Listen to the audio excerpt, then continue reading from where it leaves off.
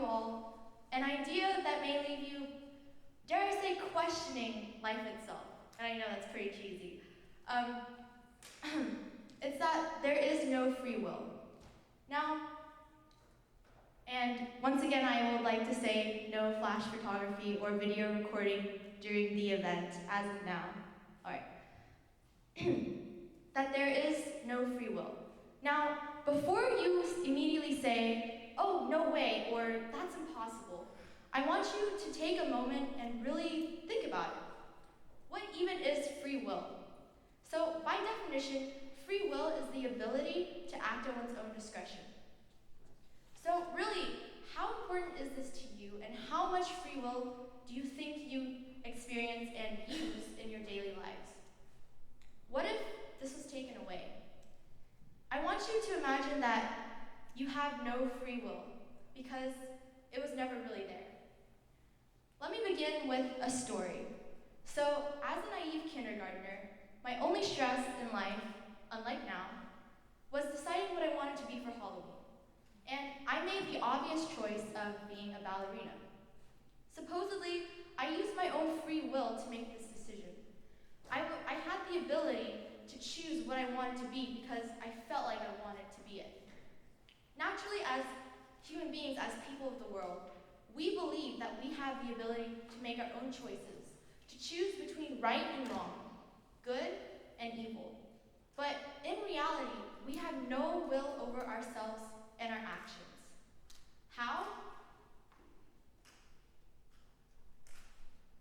The brain.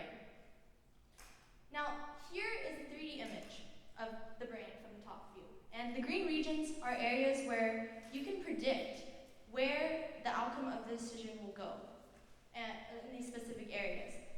Now, we use computer classifiers, which means that these classifiers can predict the outcome of one's decision before your consciousness realizes you made that decision.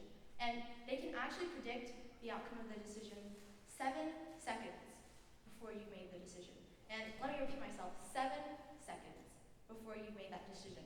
So really, do we even have free will if our brain has already made our decisions for us? And how is this going to change people's thinking? Now, before you make an action or you make a decision, electrical activity in the brain is already built up, and it just has to be sent out, and you just have to perform it. So as I'm moving my arm right now, as I'm talking to you, the activity in my brain has already told me to do this, but my consciousness hasn't realized it yet. Crazy, right? So really, this activity also varies from person to person, as we're each unique in our own selves. And it can also be affected by a variety of internal and external factors. The top two being the environment and our genes, which is known as the nature-nurture debate. Now, the idea that our actions and our reactions are influenced by external factors is essentially determinism. So, why does society need this kind of illusion to behave morally? And will the idea and spread of determinism in the mainstream encourage dangerous decisions? Yes, and here's how. And also, I forgot to mention, this is a graph showing kind of the outcome of, or the time it takes to analyze and predict your brain information. All right, so we need consequences to behave morally. With the spread of determinism into the mainstream, there may as well not be praise or punishment, as everyone's outcome of the decision would be blamed on the external factors that have affected them, and not really themselves as a person, as they have no will over their decisions. But to prove this, 2 experiments were done by 2 psychologists, Baus and Schooler. Now, they took 2 groups of people, and one group was subjected to the idea that free will is an illusion, while the other group remained neutral, and they had no effect, thinking like, I have free will, we all have free will, right? So then each group was subjected to the same variety of temptations. So the first group, each group was subjected to taking a test with cheating made easy. The group who believed free will was an illusion were more natural to cheat and peek at the answers than the group who did not. Same thing, given the opportunity to steal, the group that believed free will was an illusion often stole more. So this demonstrates that we do make immoral decisions if we do not believe in free will. And it demonstrates the true darkness of determinism, where there is no blame, no praise, and no choice. So really, we need free will and the illusion of free will to behave morally in our society. And it's really interesting to believe how easily people like us, like me, and like all of you, can behave morally if we just believe that, I don't need to face any consequences or any punishment. And we just stop choosing. But why do we need such an illusion to behave morally? And is it sad that society does need such an illusion to remain united, productive, and stable? Think of free will as a cushion to make moral decisions. When you have a cushion, you believe that, if I believe that I am responsible for every one of the decisions that I make, I will obviously begin to choose more carefully and think more carefully about what I'm going to do, as to not make a mistake and face negative consequences. And consequences, sadly, are what keeps our communities in check. I mean, it is what it is.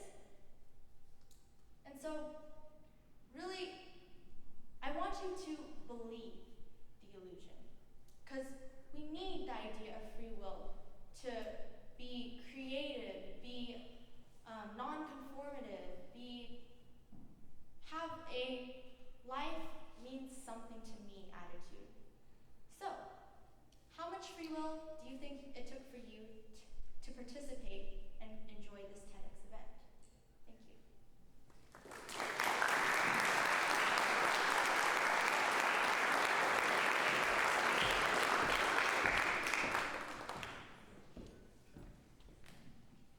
Okay, Kelly, that was so cool, I have to say.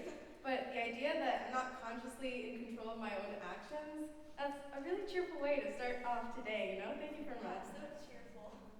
Okay, but I have to ask. So when I think of there's no free will, the first concept that comes to mind is predestination or fate. Does this have anything to do with that? It could be if you think about it more philosophically, I guess. That you have no free will over what you're doing, so your fate is already inscribed for you. So yes, it has many applications to do with that. Okay, and also, what if someone throws a ball at me and I duck out of the way on reflex? Is there still did someone decide that in my brain and start the process before? That can't be right. So reflexes are basically automatic responses. So your brain doesn't necessarily have to use its willpower to make it happen. This is more for making decisions and less physical actions of I see a ball heading towards me, bat it away. So things like that. Yeah. Okay, well, yeah, that makes a lot more sense. I'm going to hand this over to you so you can introduce our next speaker. Thank you very much.